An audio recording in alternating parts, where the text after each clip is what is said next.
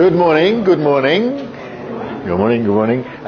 Now, today is, I think, in a way, the last big lecture. This is, really important material. And it's not the end of statistics, but it's sort of, it's one of the main conclusions of what we've been doing. So next week it'll be more discussion, working on practical problems, on data, on newspaper reports, with some new ideas, but basically this is the final sort of main idea. So this is really important. Okay, so we're going to talk about hypothesis testing, the idea of trying to decide what is true from the data we have. We always just have limited data, but we want to make bigger conclusions.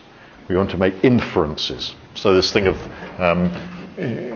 inference, which is it's going from the particular, which will be a sort of sample, and trying to say something about the general, which would be a population. So we do a survey and we want to know something about a country. Or we just measure things on the class and we want to say something about people in general. So this is the difficult bit.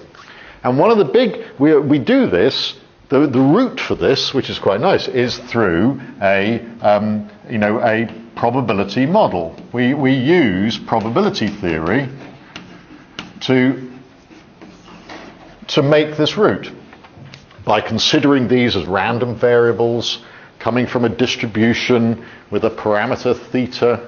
All the Greek letters are used in order to do this really important thing. So that's why I think this subject is very important. So the technical language is that we generally want to test a hypothesis. We call this a null hypothesis. A null hypothesis. Give it the notation H0. And that's something that we want to test.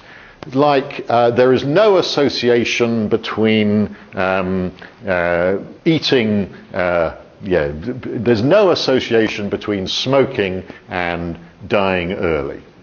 We might want to test that. Now, that has been rejected. We know that people who smoke die early, tend to. Not definitely, but tend to.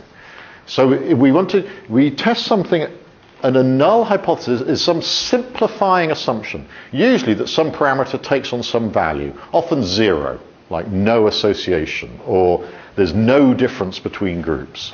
It's a simplifying assumption. And often we might want to test it with the alternative hypothesis, actually I haven't written that in, which we usually call H1, is the alternative, which might be, for example, that theta is bigger than theta naught, so that there's a positive association between two things, or men are taller than women, or something like that, on average. And we want to see whether our observed data provides strong evidence against H0. Do they say H0 to it? Can we reject it? Usually for this we calculate some test statistic, some function of the data, often an estimate, but not always, often an estimate of the quantity, but not always. It can be a more general statistic, where high values indicate evidence against H0. Later it might also be low values, but we'll assume at the moment it's high values indicate evidence against H0. And this is the crucial thing. We measure the evidence by saying how likely, if H0 were true, it would be to get something as extreme as what we observed. So it's a very odd logic. You have to think backwards. You have to say, if H0 were true, is what I observed unlikely? Okay, it's a very strange thing. So let's draw that. Basically, we say, help. Oh, thanks. Help, thank you. I need looking after. and need lots of looking after. Well, usually we've got some parameter here, and here's theta naught. Here's the value that we want to test. But we observe something up here. Our estimate is up there. Does that mean that this is wrong, that this is untrue? And how we do it is to create a distribution around here that says this is our test statistic here. This is the probability distribution for t of x given h naught, where we'd expect this to be if this were true. And then if we observe something up here, we say, well, this looks like this can't be true then. And how we measure the discrepancy is to look at that tail area. The chance of observing something even more extreme than what you did. And then the logic is that either something very rare has occurred, or B, H naught is false. And if this is really small, we're happier with this than that. So that's the logic. You see, it's a sort of strange logic that gets applied. And that's applied to the Higgs boson, it's applied to medical trials, it's applied to everything. We use this logic. H naught is false. So that's the idea. So, and if this tail area, the usual thing is to say, if this is less than 0.05, we say it's statistically significant at the 5% level. If this is less than 0.05.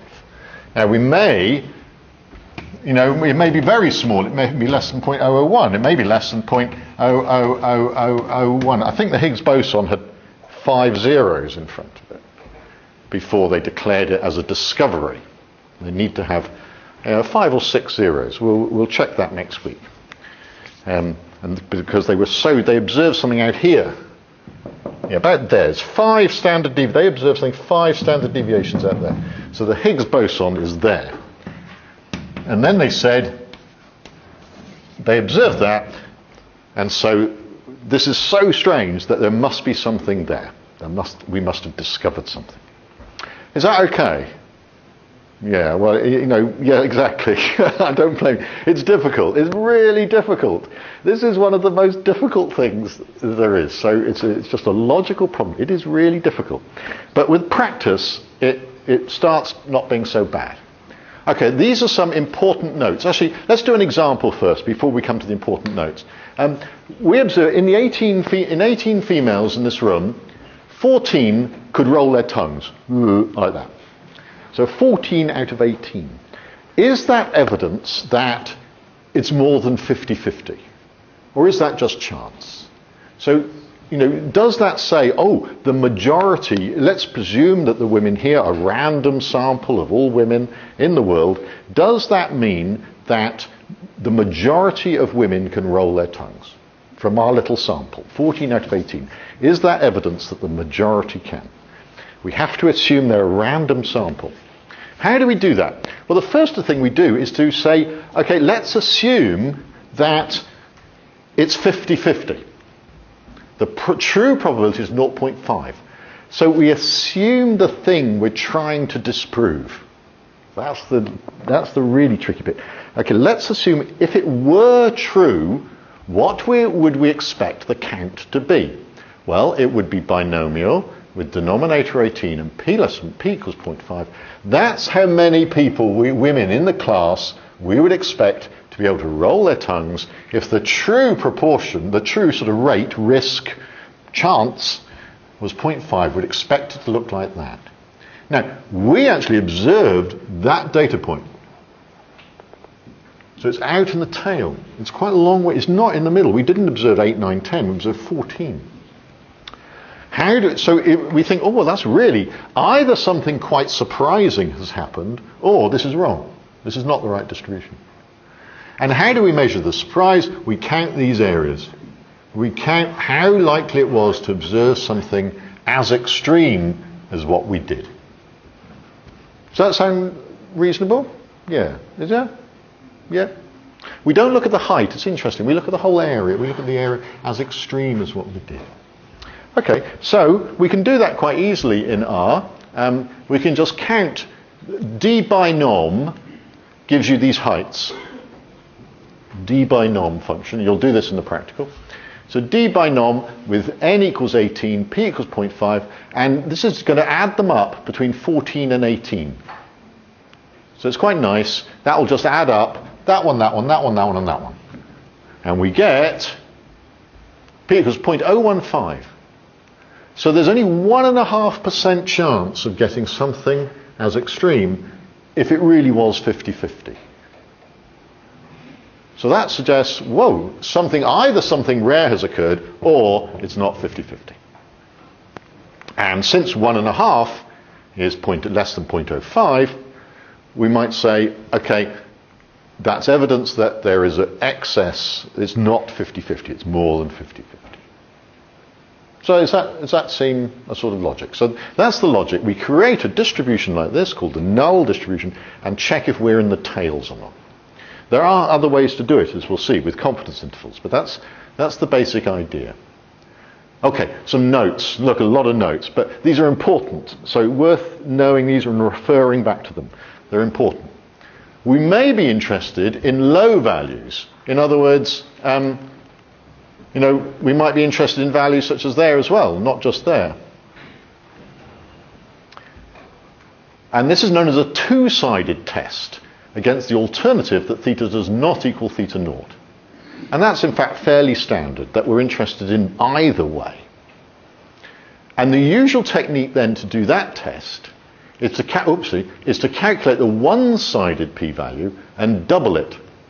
It's an odd thing. So we calculate this value and then we double it and compare that to 0.05. Yeah? Question at the back? Not just the ordinate.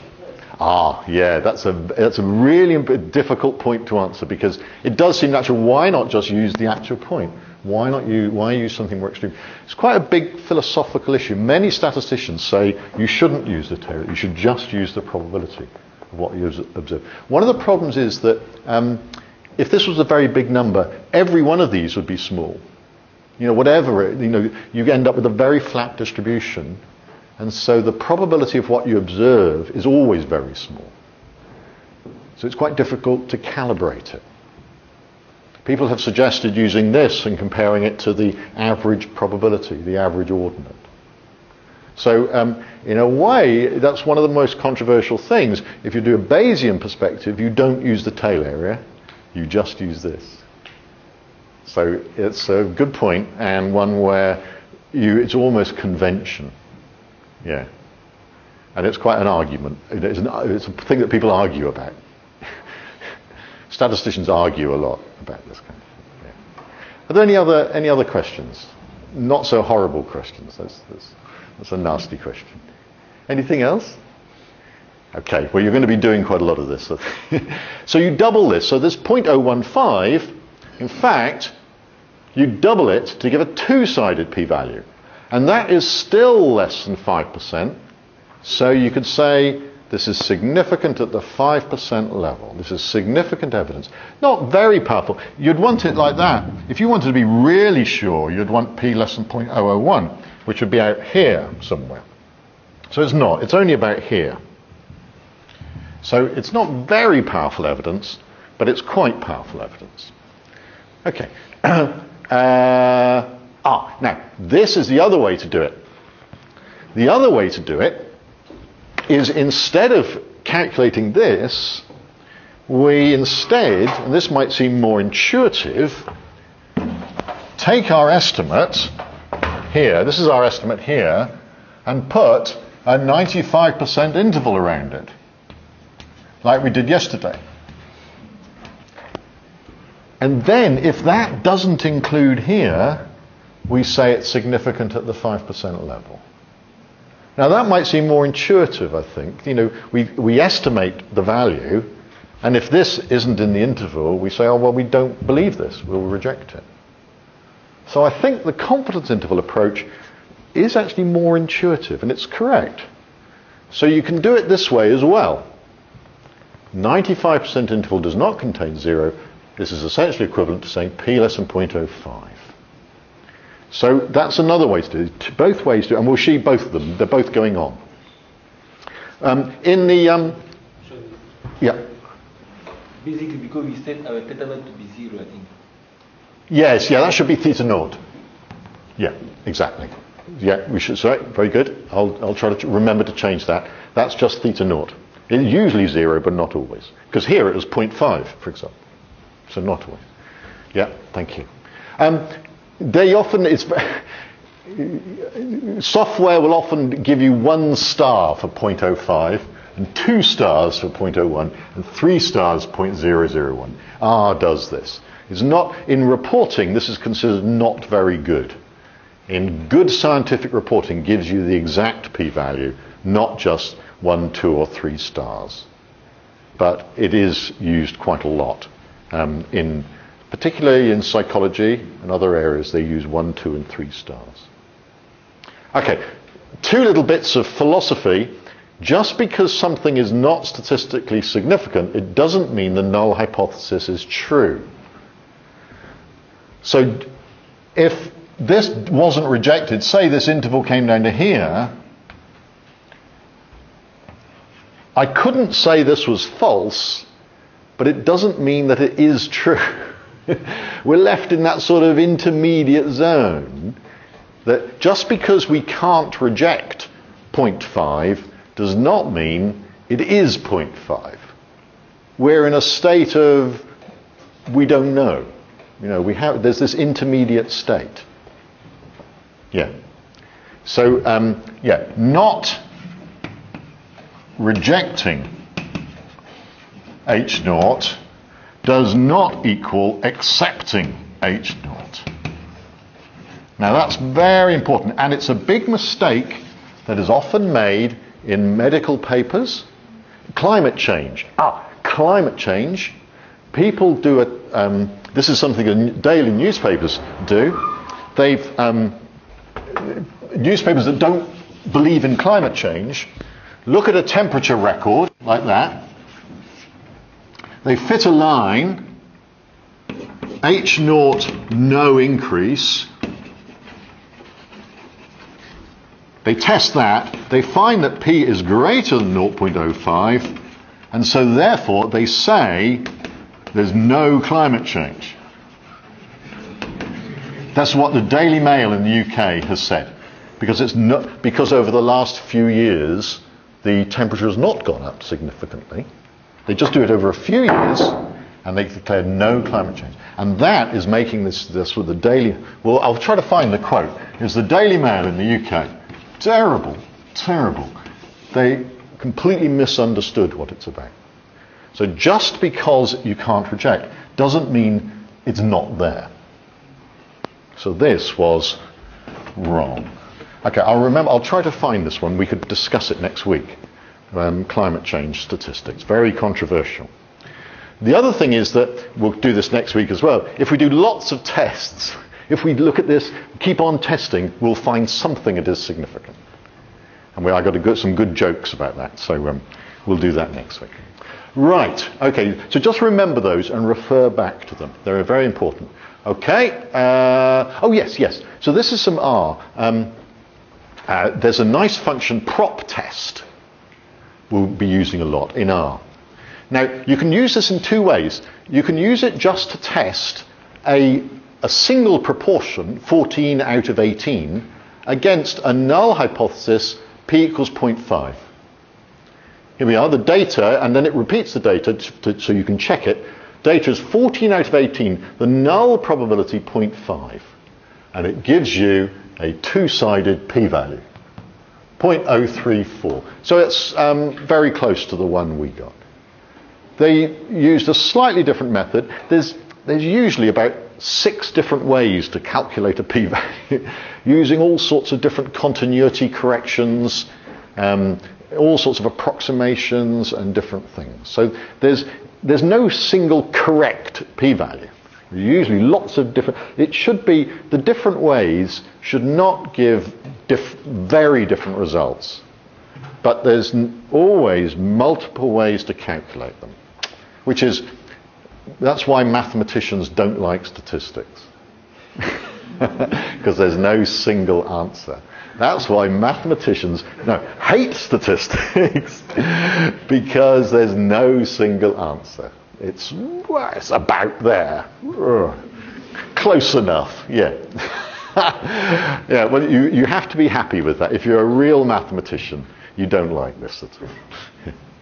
All right, or the other way, the nice thing about this prop test, it gives you for free the 95% interval for this probability, which you notice does not include 0.5. So we can immediately say, it only just excludes it, which is what you'd expect, because that's only just less than 0.05.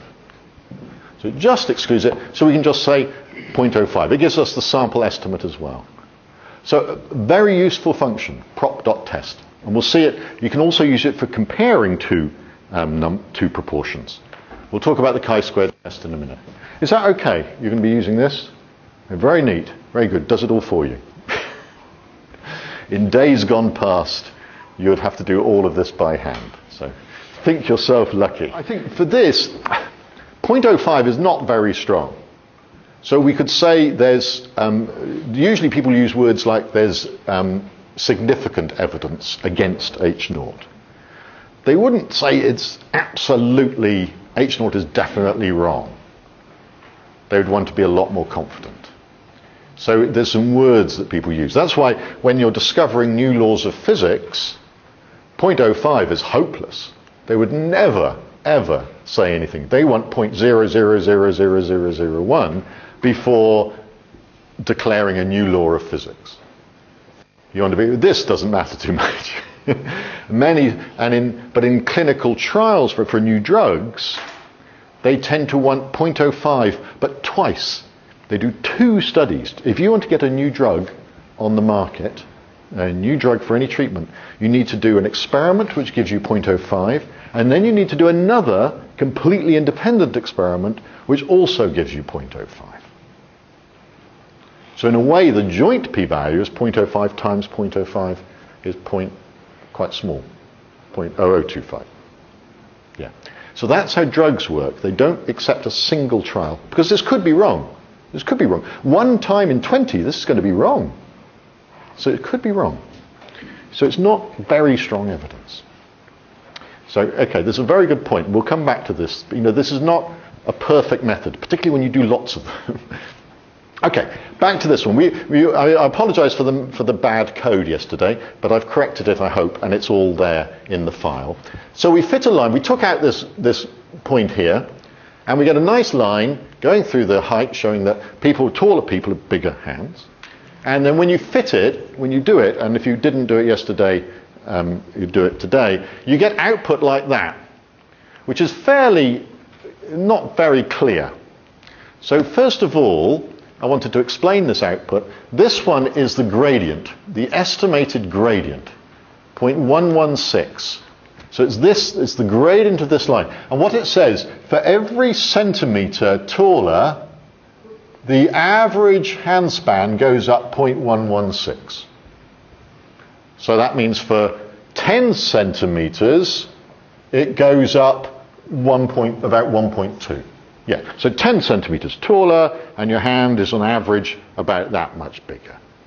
Yeah, that seems fairly reasonable, doesn't it? Yeah. So that's that gradient. And there it is, 0.116. It's got a standard error, 0.03 roughly. So let's say, very roughly, I should carry it around my neck. What have I done with it now? It's down. No, it fell down, right, okay.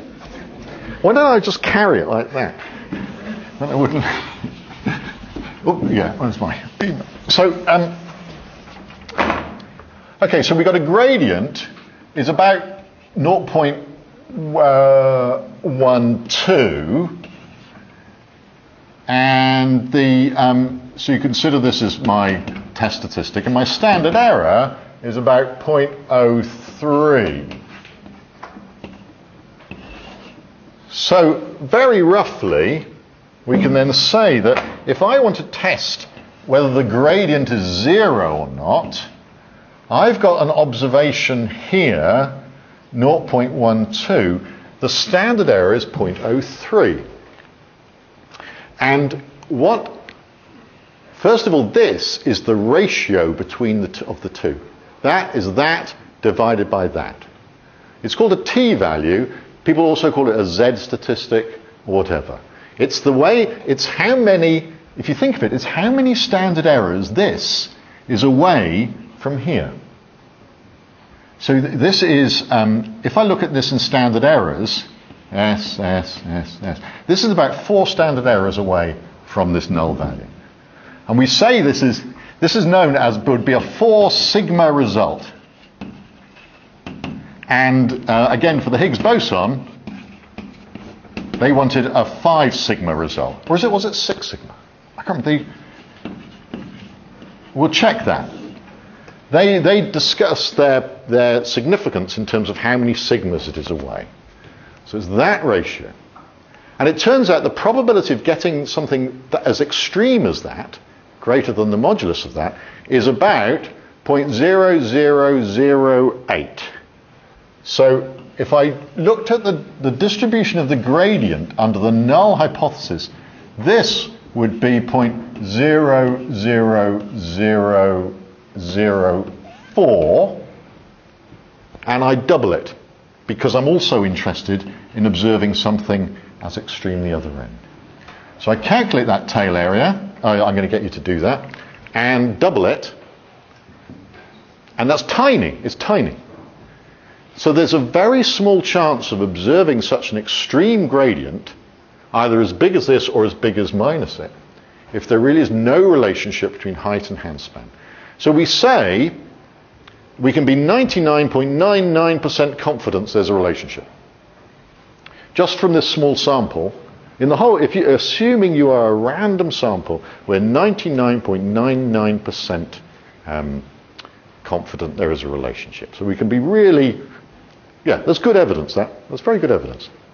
By default, it assumes 0 for this, and in fact 0 for this as well. But this is a bit meaningless, 0, because this depends on where you draw the axis. But it assumes, it automatically tests no relationship. Not quite, it's the gradient, it's the B. It's not quite the correlation. So it's the gradient B, it's related to the correlation, and you would get the same p-value if you tested the correlation. I should have asked for that, because this is exactly the same as testing for a correlation, whether the correlation is 0, and you get exactly the same p-value. Slightly different statistic, but this should be exactly the same if you test the correlation. Yes? It gives the two-sided... Yeah.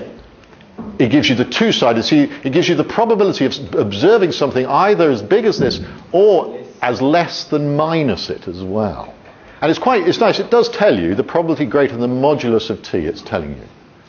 So it does warn you that it's looking for both big and small, and so it doubles this one-sided p-value. So it warns you, but it's quite clear. Now, the other way to do it, just before we stop, the other way to do it is to calculate confidence intervals. So there's this lovely function where, having fitted a line, if I just go conf_int, it gives me, by default, if I don't tell it otherwise, a 95% interval. And we see that this is well outside 0. I estimate the true gradient is between 0.06 and 0.17. The observed gradient is in the middle of this, well outside 0. But I can change the level. I could ask for a 99.99% confidence interval, and that just excludes 0. It's a 99.99%. And you see, so this is down to 0.005%, the top 99.95%, and it just excludes 0. So that fits the p-value. Remember, the p-value was less than 0.0001. Okay, so let me stop there, and then let's have a break, and we'll come back. And the exercise, I should say, the exercises are running through these things, just checking them all as well. Okay, so yeah, we'll come back afterwards. And I'm going to give you get your brains ready. When you come back, you're going to do a memory test. Get your brains working. This again is just a slide for you to refer back to say what to do when you get output like that. This is typical output from a package. It gives you an estimate and a standard error. Well, what you do, so you've got an estimate theta hat with some standard error root v. So the first thing is an approximate 95% confidence interval is the estimate plus or minus 1.96 or 2 root v. So all I need do is to, if I wanted a very rough confidence interval, would be to take that and add on 2 of those and subtract 2 of those, and I get a confidence interval. So that's the first one. The other thing is a standardized test statistic, when you're testing some null value theta naught, is theta hat minus theta naught divided by the square root of v.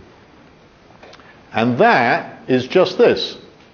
Because this is testing theta naught equals naught.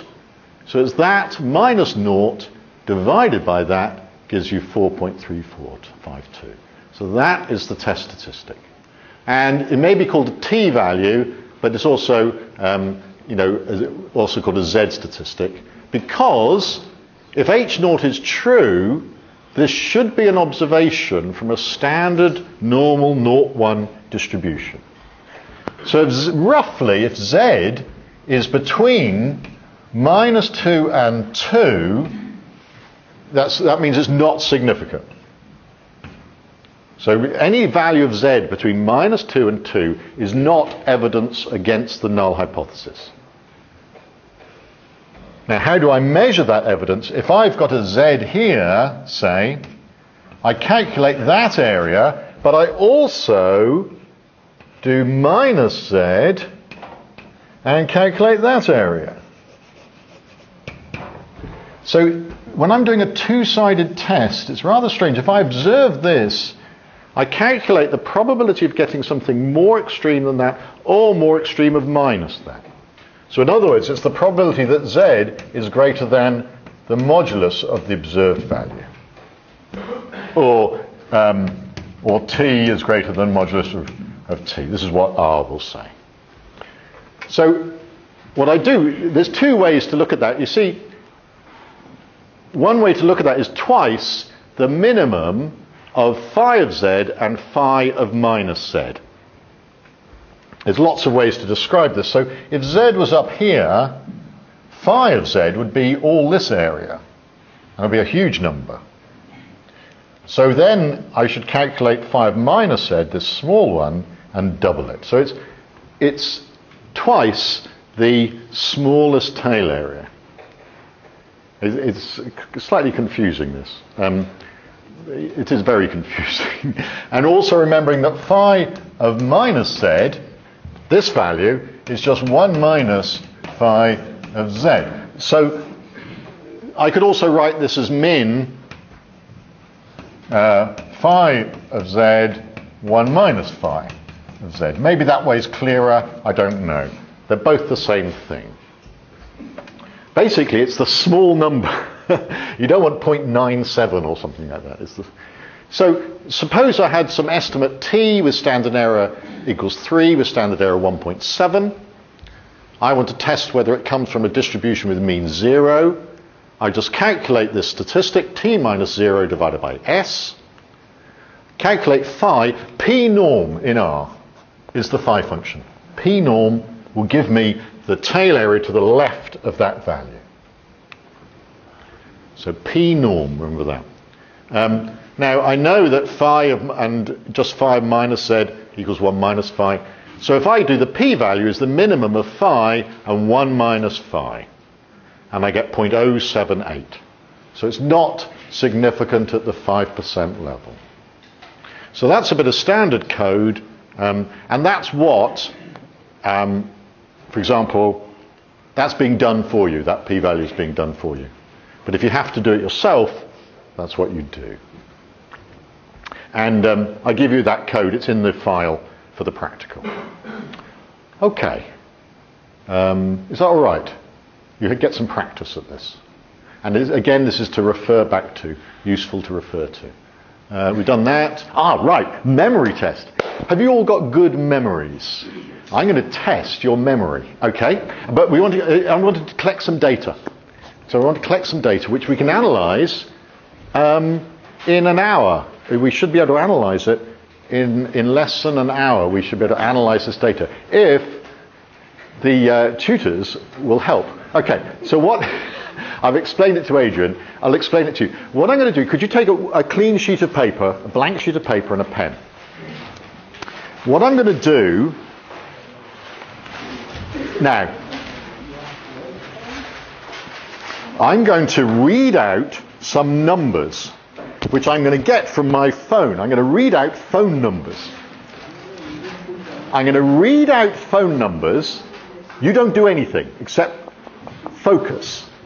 I'm going to wait for 10 seconds and then you've got to write that number down.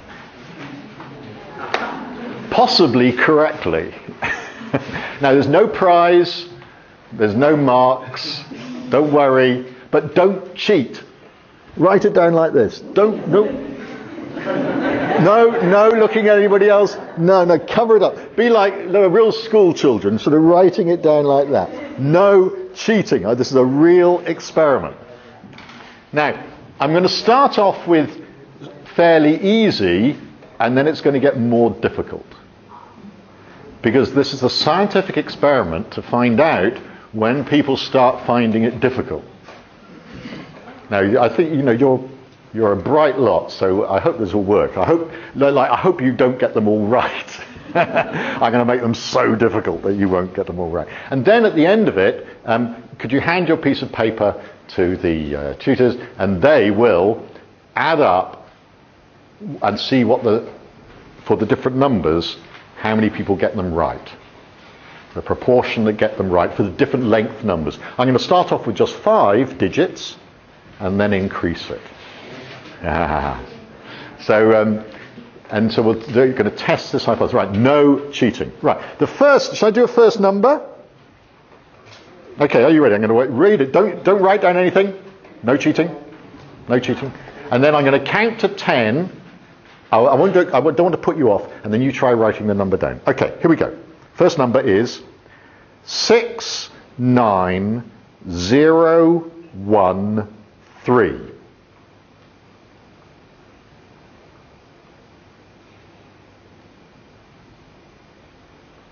Right, now write it down if you can. No cheating, just try to write it down. Cover it up, don't let anyone see. Okay, that alright? That was alright, wasn't it? Let's do something a bit more difficult. Okay, are you ready? Brain, engage brain. Right, this is 7 digits. Right. Concentrate. Right. 6, 8, 1, 4, 8, 1, 2.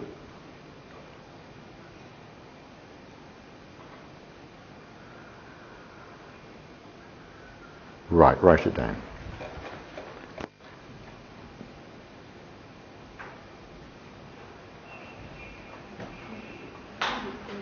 Okay. Now, are the tutors, could you write down the correct answer? Because I'm not writing them down. Is someone writing down the correct answer?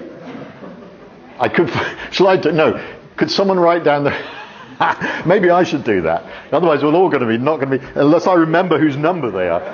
Yeah, okay. I'll write down whose numbers I'm using, so that's all right. Oh, you're a good piece of paper, thank you. Great, thank you. Okay, so 5, 7, okay.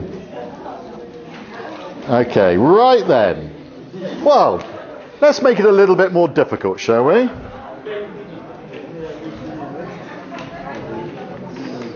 Okay, this one's 9 digits. Right, are you ready? No. Focus. I called this person by accident. Okay, no, I mustn't call them. All right. 7, 9, 5, 6, 1, 3, 4, 1, 6.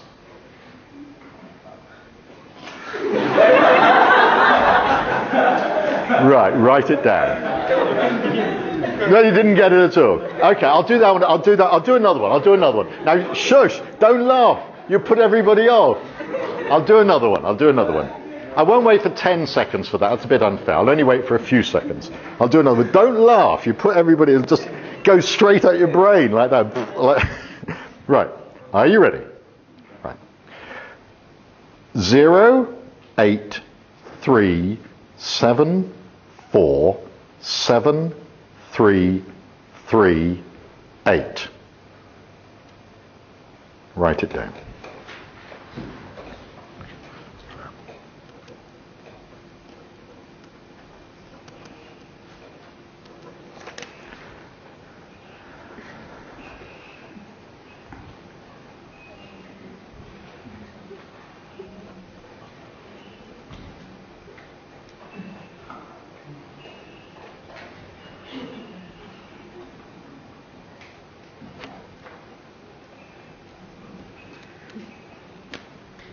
Okay, let's do 11 digits, shall we? This will be the last one. I think 13 would be really unfair. The idea of this, the psychological claim, is that there's a big difference between 7 and 9. That people, can usually do 7, but find 9 very difficult. So that's what the main thing we want to test. So let's see about 11, because you're a clever lot. Okay, are you ready? Ready for 11. Eyes down for 11. Right. Right. 0, 7, 5, 3, 2, 1, 5, 5, 3, 7, 0. Go.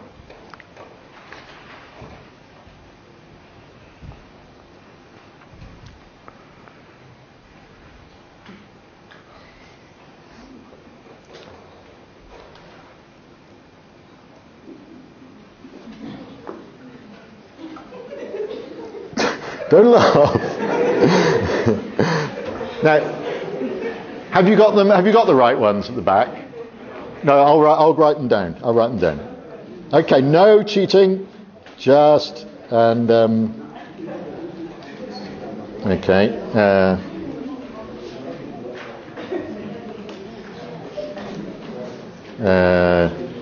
Just a minute. Okay.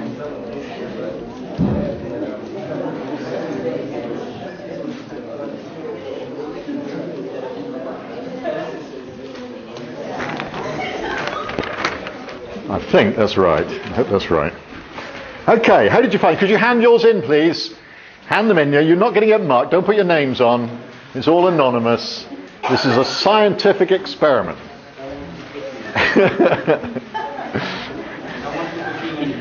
No special marks. Oh, but you don't know. Do you want to? I could tell you. Oh, I didn't tell you the right numbers. Yeah.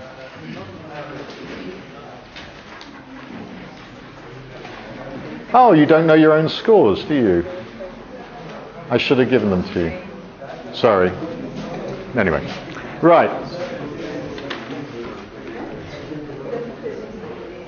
Thank you very much for that experiment. So, by the time we do the practical, the data we should be able to give you is sort of out of what we want to know is for 5, 7, 9 and 11, if this is the proportion correct, between 0 and 100%, what do you predict? Where do you predict that? Like, where do you think for 5? Where do you think you're going to be? Really pretty up here? Yeah. Pretty good, yeah. Okay, for 7, where do you think people will be? Way down? But how far? About there? Bit higher? Yeah, you're a good lot. You're bright. Yeah, I think 7, if that's 80, 60, 40, 20, I would sort of expect there. Now, what about 9? Quite a lot lower. Yeah, okay. I think this is the interesting, this is the one that people claim. People claim the mind can do 7 things, but not 9 things. That is a big difference. Somehow there's a big sort of difference. So this is where we might expect the big drop. And 11, where do you think 11? Down 0. Okay, so that we'll see. So what I want you to do is to do this and then produce intervals around these and to test the difference between that and that, whether there really has been a drop. So we will have these numbers, these proportions out of 50. This is out of, I think it's out of 50 or 51 or something like that for these different ones. We'll have that actually, you could, when you've done them, we could show them. Okay, right. Thank you very much. Always good to real data. Right. Okay. So how are we going to compare these? How are we going to compare 2 proportions? So let's say what we did in the past. We compared males and females, whether they could roll their tongues. So we got the females as 14 out of 18, and men were 22 out of 31. Now, is this a real difference? You know, there is a difference observed, about 7% increase, but is that important? Can we conclude that women have a higher chance of rolling their tongues than men? Do you think that's good evidence? No? Why not? It's 7%. Why isn't that very good evidence, do you think? They're not equal, but it's not just that they're not equal. Sorry? Difference is not very big. We got to assume the data is really representative. It's that's what we'll be discussing about on Tuesday, about designing experiments. You know, you're not a random sample. But what's the main point about it? The crucial point is, there's 49 people. Do you think that's a very good basis for drawing conclusions about the entire world? No. It's just that there's not enough of you. You're only a small group of people. You know, these are just, what it really means is there's a lot of uncertainty about these proportions. About, you know, if we assume you're a random sample, you're not a very big sample. This is not a very big survey. It's pathetic, in fact. Absolutely pathetic. You know, we're not going to be able to conclude. Unless we see something very strong, we're not going to be able to conclude. So the way to arrange this is what's called a 2x2 table.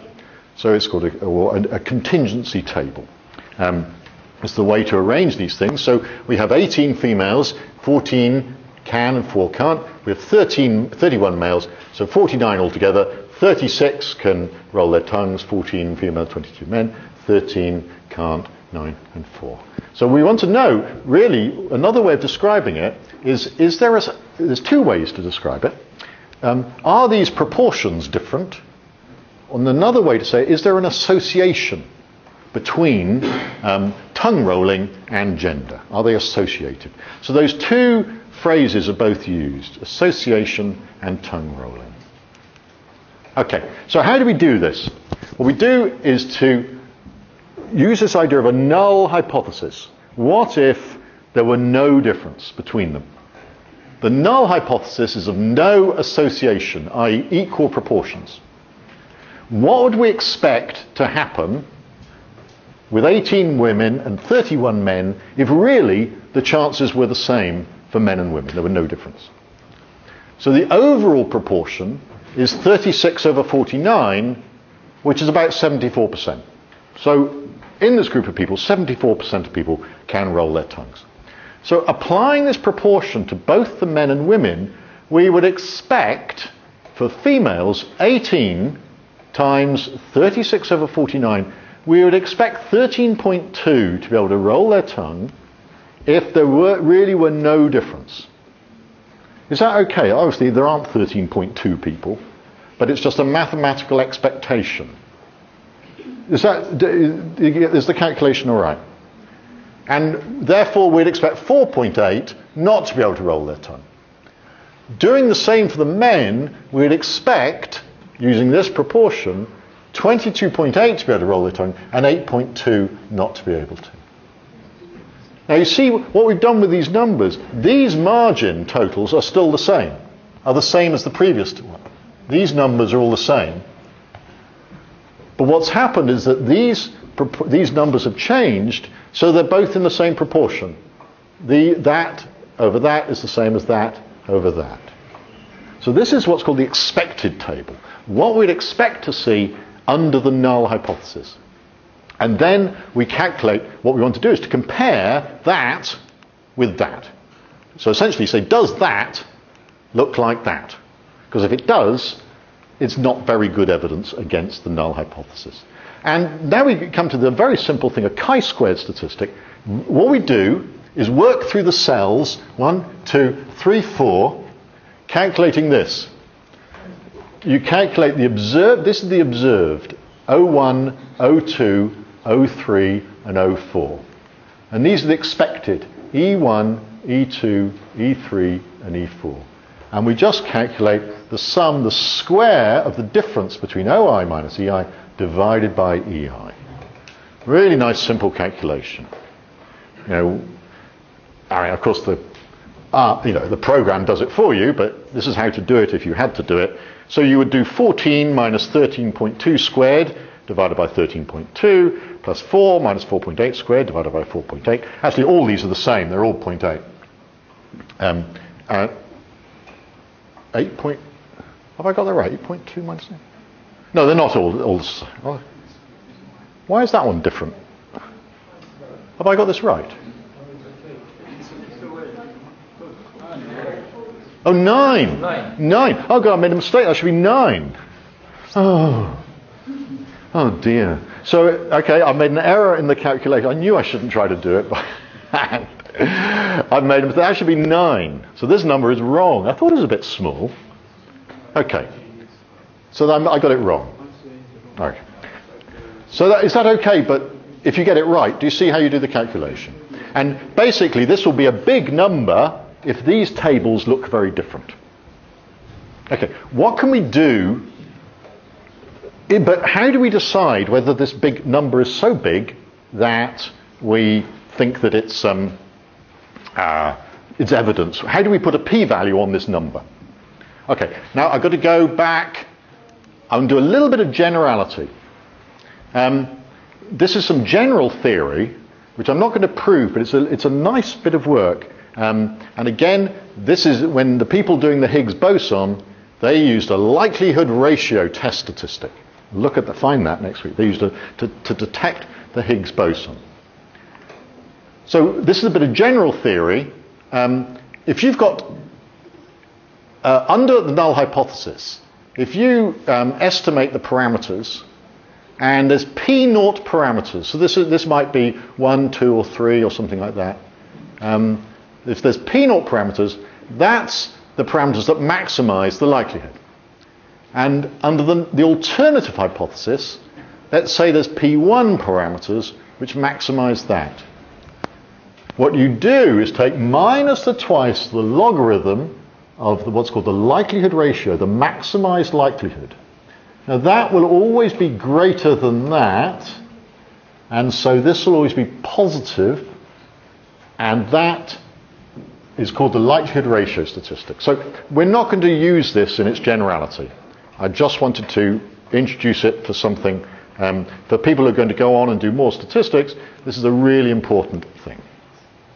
Now, the theory, the nice theory, which I'm not going to try to prove, because I think I'd have trouble proving it, if H0 is true, this has got what's called a chi-squared distribution on P1 minus P0 degrees of freedom. Now, why I introduced that is the fact that we're going to use this. We use this chi-squared a lot, like for the other one, and it's a special case of this general theory. Chi-squared P1. Okay, now, I've got to go even more deeper. What's a chi-squared distribution? Chi-squared distribution is, it's a nice thing. If you've got k independent normal variables with that shape, the sum of the squares of them has got a chi-squared distribution on k degrees of freedom. You don't actually need to know its formula. We don't use its formula much at all. That's the formula for the density. It's quite nasty, isn't it? Yeah. Is that right? I hope it's right.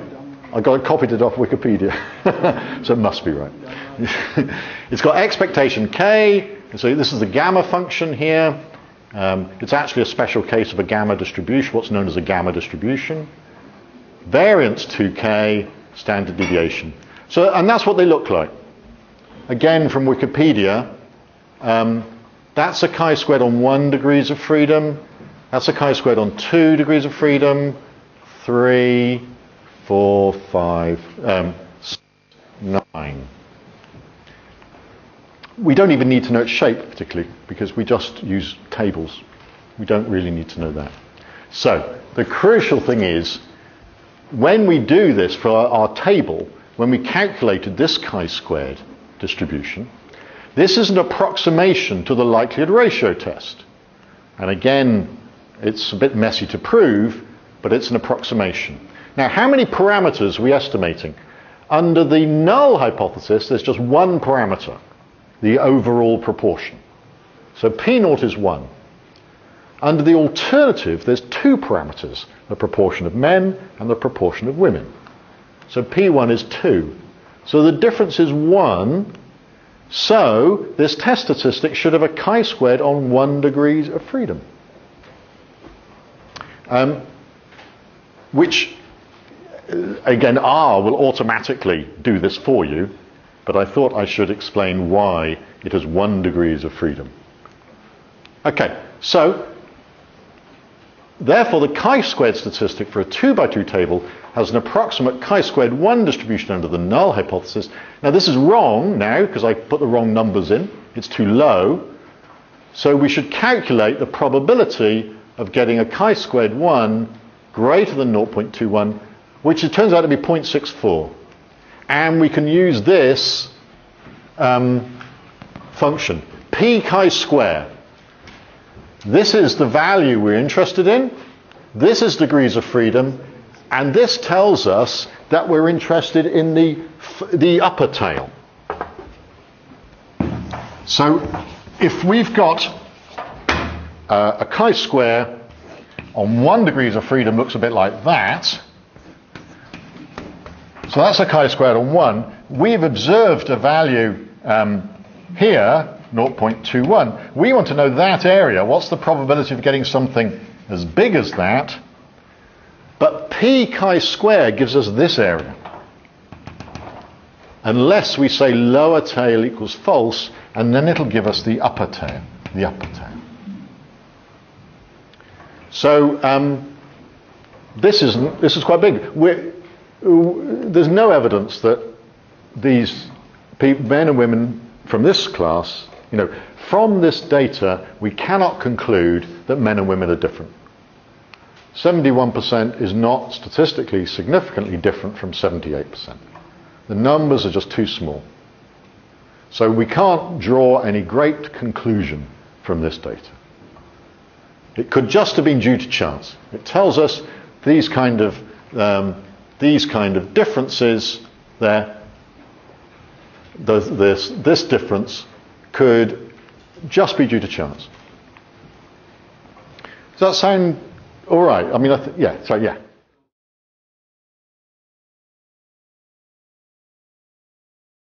Well, we would want that number to be less than 0.05, which usually is a chi-squared one of about 4. It's got to be about 4. for that to be 0.05. So you're looking for a chi-squared value of about 4 on 1 degree of freedom, and then you declare it significant. Actually, it's 3.84, I think, or something like that. So that's what we're looking for. That wasn't very interesting at all. Now, nicely, again, there's the R function. If you want to do this all in one, prop.test will do the whole thing for you in every different way. It's really cool. This is a 2-sample test for equality of proportions. It's got this continuity correction. So the data, this is how you put the data in. You put in the numerators, 14 and 22, and then the denominators, 18 and 31.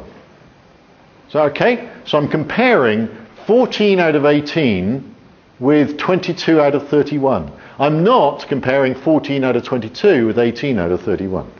This is the numerators first and then the denominators. So make sure you get that right. And then it calculates a chi-squared statistic.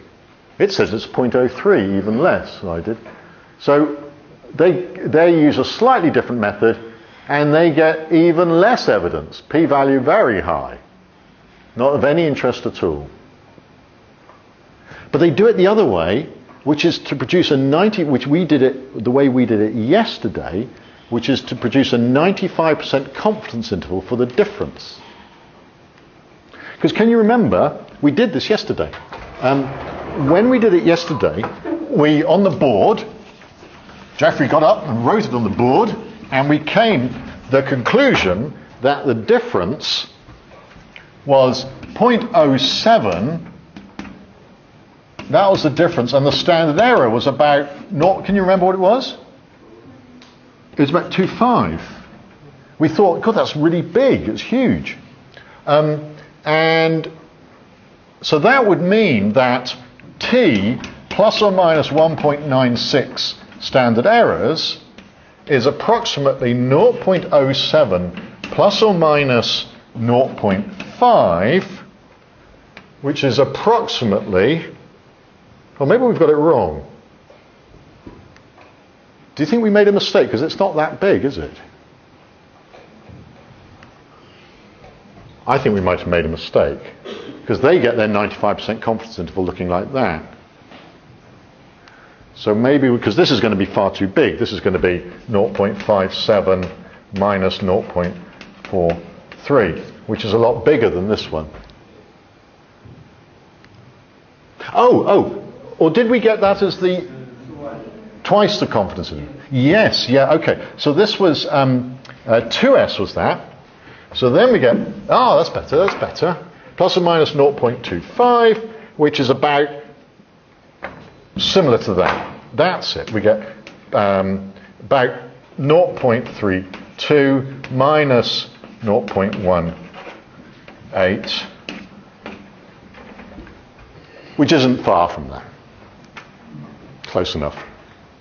So we could have done it like that. You look at the confidence interval, it includes 0, so there's nothing there, nothing important.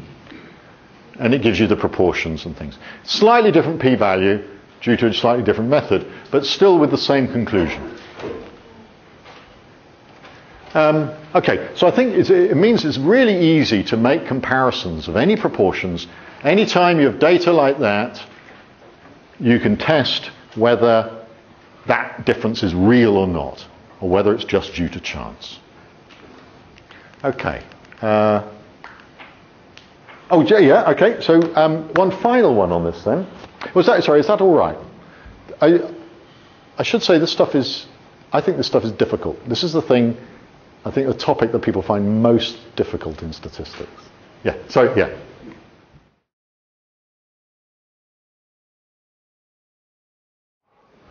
I think I would usually trust the method in R.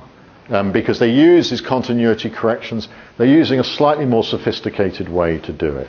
And there's even an option to calculate the p-value using a Monte Carlo method, where you simulate, instead of using all these asymptotic approximations that we're using here, you simulate new data, and you simulate the p-value.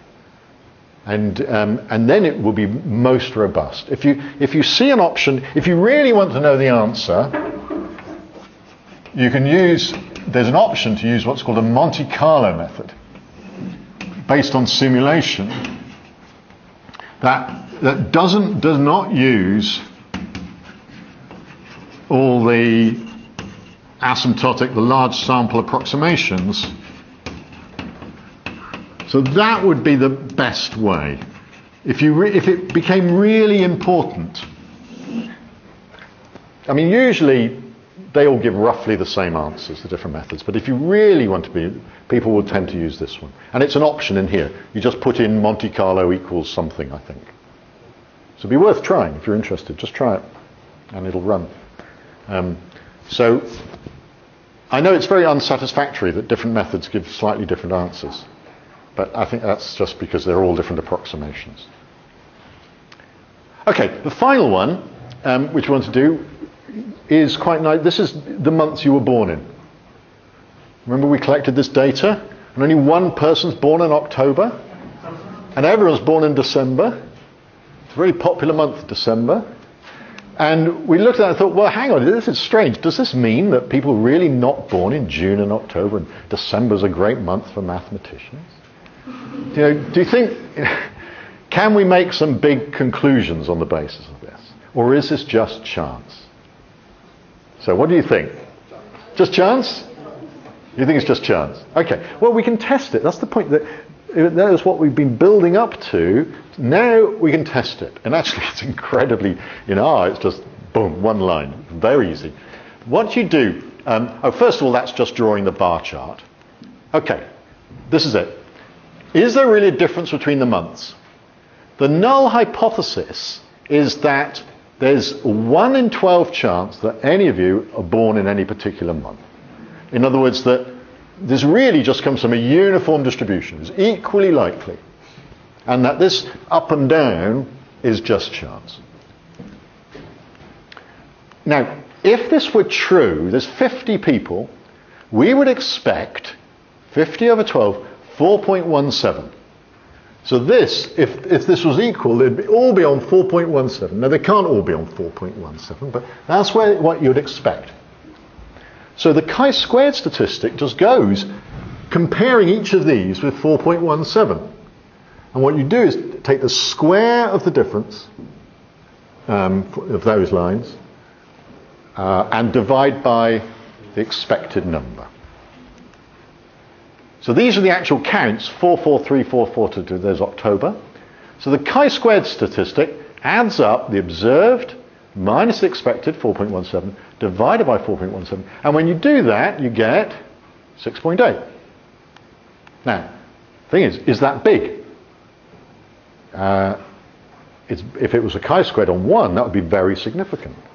So the crucial thing is, we've calculated a good statistic. What does it mean? What do we do with it? Okay, this is the neat thing. You say, okay, under the null hypothesis, there's no probabilities at all in the model. There's nothing to estimate. They're all a 12th. All the probabilities are a 12th.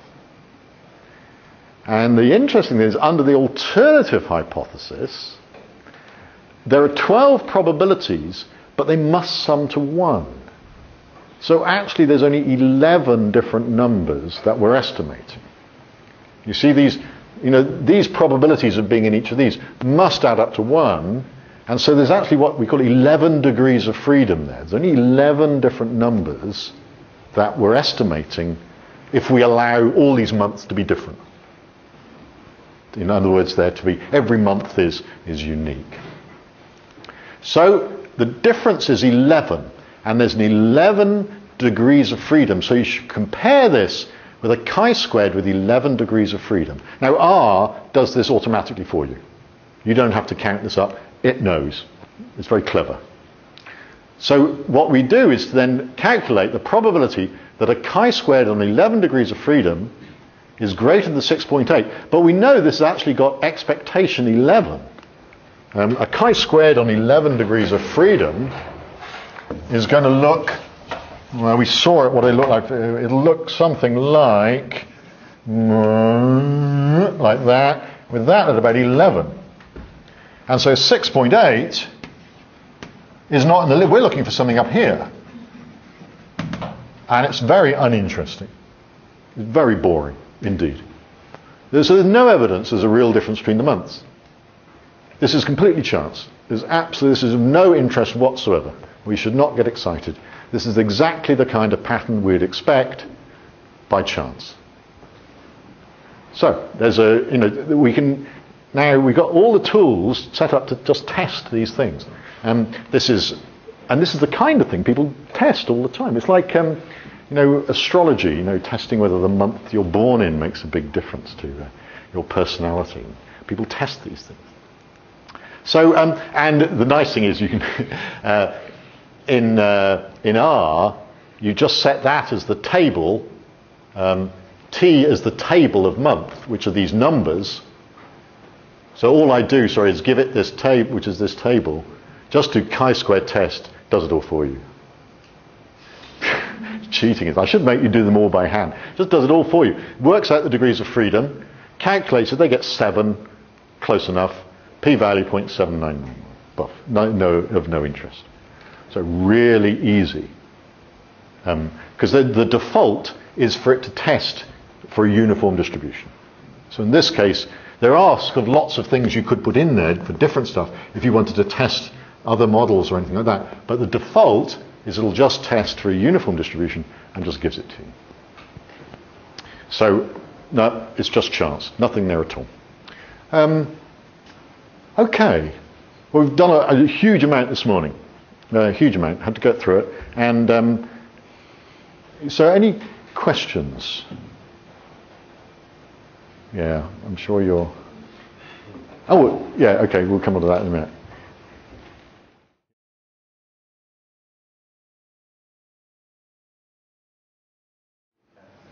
Well, yes, because there is, I suppose what you'd say is that there is variability. I mean, the data do change. There's fewer in October than December. What it's saying is that that is no evidence that the underlying chances actually are different from each other. If we think of these as all just random variables, there's no evidence that these are not drawn from distributions with the same mean. In other words, what it is, if I asked, 1 million people, I would expect it to be exactly flat. There's no evidence that if I asked 1 million people, it would still look like this. That this is a real effect, or 1 million mathematicians, or something like that. Yeah. So you have to think of this, when I say a real effect, I suppose I mean in a wider population. If we assume you are a random sample of something, mathematicians or something, there's no evidence that in the bigger population they are different from it. These months are different from each other. Does that seem okay? No, you don't like it, do you? No. It's a very odd way of thinking. It's sort of backwards thinking. Yeah.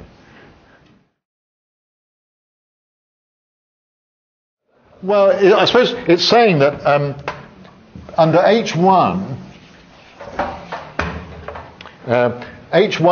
there's all these months, January, February, March, April, like that. And H1 says that all these probabilities, probability for January, and probability for February, and probability for March, can be anything. H0 is that they're all equal to a 12th. H1 says these could be anything. But, I've got 12 of these, but you've got to be born in one month. So you've got to be born sometime. So these must add up to 1. So there's only actually 11 different... If I tell you the first 11, I can tell you December. Because the probability for December is 1 minus probably January minus... Yeah, that's what that means. There's 11 degrees of freedom, 11 possible... I'm estimating 11 parameters. Okay, so what I've got is a practical where... actually, there's a few things I want to show you. First, have we got the results? Do we have the results? Ah, so exciting. It's so exciting. Were we right? We do have results. Now, what's the best way to declare these? Okay. So, first of all, let me write these out. How many people were there?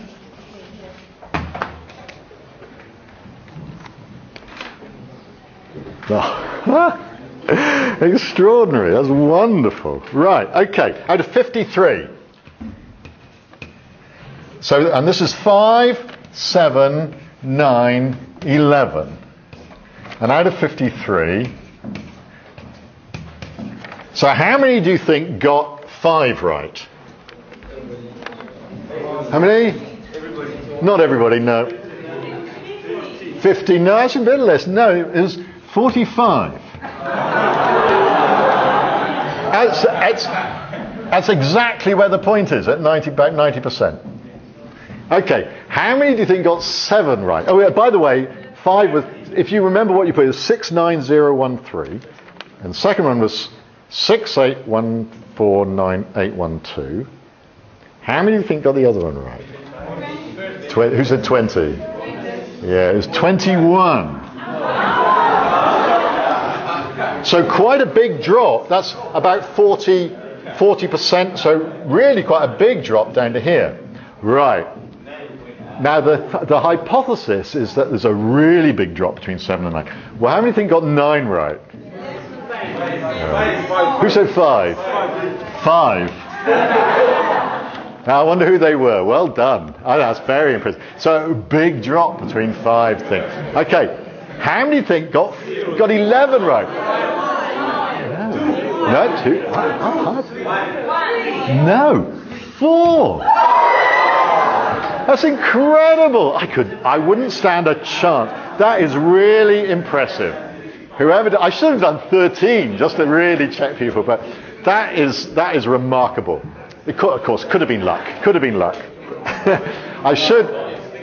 To test whether it's luck, I should have done a lot more, but that's really remarkable. If we keep the data, because we won't look at it now, but what would be interesting to know is these were the same people. Because these could be different people, or the same people. And you might conclude something differently. If it was different people, you might think it's more just luck. But if it's the same people, I think, well, they're a bit, top marks. So we'll look at, if we've still got the data, we can look at that later. But at the moment, we'll just look at these as if they're different people. And I want to test, I meant to check this. One of the questions I've asked on the sheet, on the practical sheet. The practical sheet, what I said is just try, you don't have to do them in this order. A lot of it is just rerunning the code that we put, and maybe just changing some numbers. But you don't have to do them in this order. You could do them straight to the memory test. So that for the memory test, I want you to look at the proportions. Does there appear to be a trend? This is new. I didn't know what this would show. Is there evidence for a true difference between 7 and 9 digits? So, are these significantly different from each other? 21 out of 53 was 5. Looks like, what's the p-value for that?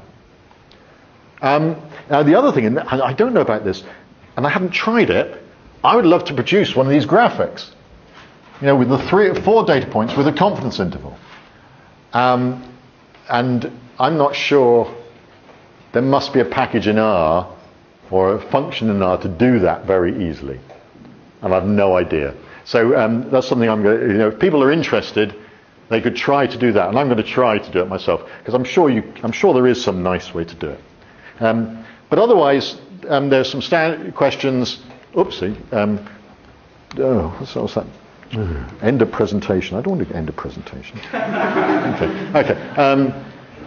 I think there's the other ones are just, I've given the code to changing the code and rerunning things and interpreting the answers.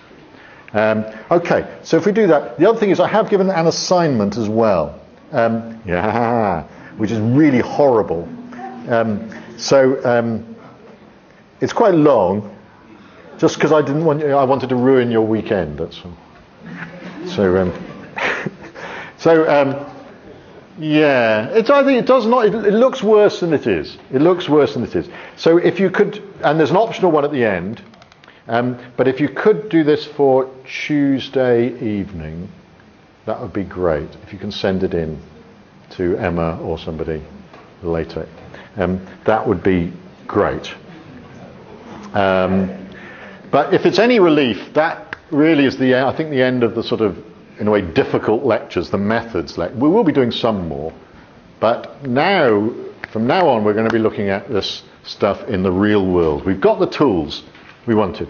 We wanted to be able to estimate, create confidence intervals, do hypothesis tests, plot differences, try to say, is this a real difference, or is it just, could it just be just chance? We've done all that, so now we can start looking at some real problems. Okay, is that all right? Yeah. So, right, thanks.